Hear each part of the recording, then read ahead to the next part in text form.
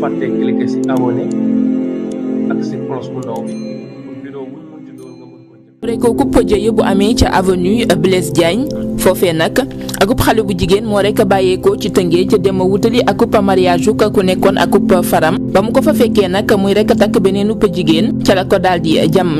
paaka ca noonu kooki di M Faye nag moom dafa rek daal di bàyyeekoo woon ci këram ngir rek amaana dem venger wu ca kookee nga xamante ni da doon na faram dem di takk beneen upp jigéen gannaaw ba mu ko jamee nag moom moomee ca boobu lépp bis nga xamante ni la doon na takk akub soxna la ñu ko rek daal di rawale ca fa nga xamante ni moom moo di hôpital M Faye di xale bu jigéen bi nag moom dañu ko rek daal di placé en position de garde à vue akub accident moo rek daal di jibee ci fu ñuy wax Sàkkal nekkee ca département bu Louga foofee nag akub oto moo rek daal di saanaani fekki ay ndaw yu doon ndékki ci rek li nga xamante ni moom moo di bilan bi ñu rek daal di am moo di ñaar jot nañoo ñàkk seenu bakkan ñeneen am ci ay gaañu ba ñu rek daal di leen rawale fa nga xamante ni moom moo di hôpital bu Louga dawalkatu woto bi nag moom ñi nga xamante ni ñoom ñoo di gendarme yi daal di nañu koy teg loxo yóbbu ko ca poste bu Sàkkal boobee élément yu commissariat spécial de Touba nag ñoo rek daal di teg loxo akub réseau boo xamante ni ñoom la ñu leen rek daal di jàppee moo di ni dañu doon amal li nga xamante ni moom moo di wàllum escroquerie jëm ci wàllum visa ka nga xamante ni moo nekk ca bopp nag ñu rek daal di jàpp ni akub ndongo la bu nekk ci daara yu kawe ya maanaam étudiant mu rek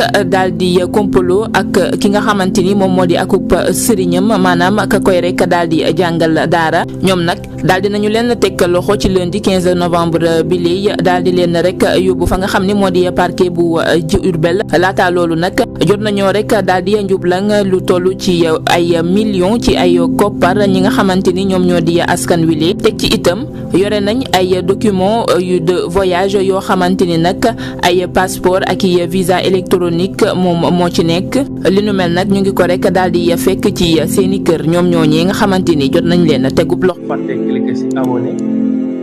ak ci cloche bu ndaw bi.